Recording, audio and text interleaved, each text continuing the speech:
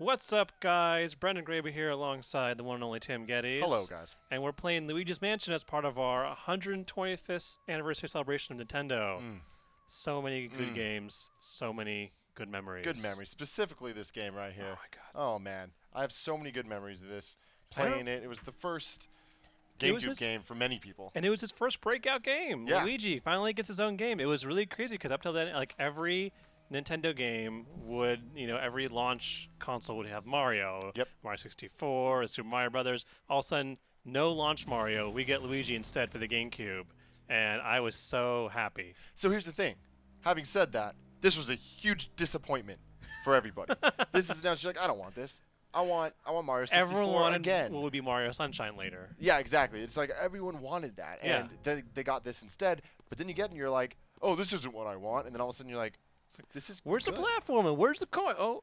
What's that? This is fun. I like this. This is different. It gives Luigi a character, and this game was important for a lot of reasons, and specifically that it made the GameCube controller feel right. Yeah, it took a really good advantage of like the strafing, the looking around with one control stick. Also, the atmosphere was superbly done in this game. Exactly. Like this. How similar is this to Resident Evil? Oh yeah, but Nintendo-fied. Yeah, that's what everyone was like feeling like. This is actually a pretty creepy game when you think about it. I mean, it's like a haunted house. Whenever you walk in, there's our controllers are kind of. Yeah, controllers doing the whole classic we have GameCube thing. some really old battle-hardened GameCube controllers we're trying to play on right now. But while we wait for that controller to start, yeah, I mean, like the way that this mansion was structured, like where you wouldn't really have any lights in a room until you cleared it, and like there'd be dust everywhere, just a couple of flickering torches. You get that really chilly feel. Plus, being able to call out for Mario whenever you want was I think one of the best parts of the game. Yeah, exactly. And the shaking against the object. Oh yeah. Oh yeah. Oh yeah. Yeah, I remember playing this game for hours, and that's pretty much all it had to offer. It wasn't that long of a game, but the replayability on this one was pretty high. Yeah, and it's a pretty interesting way to go about collectibles and collecting money, where depending on how much you collected and how good you were, like if you didn't take any damage, you get more money at the end, and then that money went towards building up your new mansion at the end of the game. Yep. And so, like, if you didn't do a good job, you get like an okay house, but if you did a really good job, you get a big mansion. Big at the end of the mansion, game. yeah. So that was a lot of fun, and this is also cool. It's one of the few games where it's Luigi trying to save Mario. Yeah, and look at the shadows. Like, this game did a really good job with making the shadows look alive. And also the ghost designs are so fun. The soundtrack of this game. And there's Egad. Yeah, there he is. Best new addition to the Mario franchise since Toad. But the soundtrack to this game is so unique. It's very memorable. Yeah. I mean, like, I remember when it came time for Halloween, I would actually hook up my MP3 player to a loudspeaker, and I would play the Luigi Mansion theme, like, dun, dun, dun, dun. And it was like your own house is a haunted mansion on Halloween. I loved it. I love the Luigi's Mansion theme, like, hip-hop remix that EGAD has as his theme song. When Yeah. Oh, yeah. And they had the weirdest voice acting. Sugo, sugo. It reminds me of the old Star Fox. Yeah, that's true. I love how they also characterize the bosses in this game. I mean, like, you're looking for Mario, you're finding, like, there's these generic ghosts, and then there's also, like, the ghosts of, like, people. Yeah. Like, you find, like, in the baby's room, there'd be a baby who would, like, throw giant balls at you. And Which is like, kind of dark if you think about it. very dark, because there's a dead child Yeah. who is haunting you. But they make it feel fun. Oh, yeah.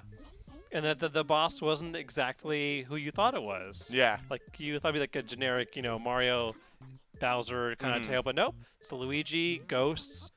What more could you want? Yeah. So we're in the beginning of the game, so obviously there's a lot of... That controller stand is. Oh, tutorial modes. Oh, boy. Wish we had a save file for this one. So I love this here. You got the Game Boy Horror. Which Yes, was I love that. Game Boy Color. Such good puns in this game. But yeah, I was talking about earlier, the controls of this game, like making use of the game controller to be able to strafe in a stylized camera view where it's just one look, but you're able to accurately move and track ghosts as you go, whether it's with the light or the vacuum. So this music is so awesome. Again with the light first. Ah. There you go. Oh, man. And it was a pretty cool system where it was like a lot of Ghostbusters, like where you stun them first, and then you had to wrangle them in like fish. Where is he? Suku suku, yabu yabu. There he is. Oh, there's another one. Oh, Oh man, hold on. What am I doing wrong here? Yeah, once that little the health meter flashes, and you gotta Yeah, hold down yeah, R. yeah. I got that. Pow pow. World's watching, Tim. There we go. There we go. Okay, okay. Nicely done. I wasn't hitting the R. I was just moving the C stick. Wow. Ladies and So gentlemen. it's interesting when you put this up against the 3DS version, and because they changed a lot. Combo here, man. Where they instead of just having the flashlight, you needed to stun him with the blast, and then pull him back. And then there was a more bite-sized missions compared to this whole just one central mansion. And I think some people were mad about that when they changed the style and they changed the way the 3DS version worked. But, you know, I think each version had its strengths and weaknesses. I mean, there was good parts about having a bite-sized mission to play and replay, and there was a good part about having this overarching campaign that you could always go back to and save and unlock more of. That felt like it was a longer contained mansion. Yeah, exactly. But I think they're both great games, and if you get the chance, if you can get your hands on a Wii or a GameCube with this cut, please play it. Yeah. If not, if you can't, get the 3DS version because it's also really amazing.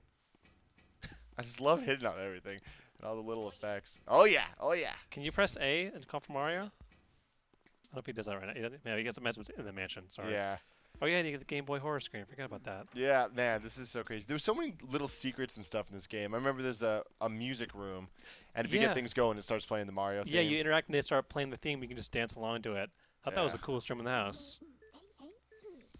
And there's all the ghosts you had to capture and throw them onto paintings. And there's the money you amassed. Yeah. Okay. All right. Well, that we'll be wrapping up our Let's Play of Luigi's Mansion. But stay tuned because we're going through so many Nintendo games, 125. So be sure to check back as we go through all of the games. And for more on Luigi and Nintendo, you keep it locked right here on IGN.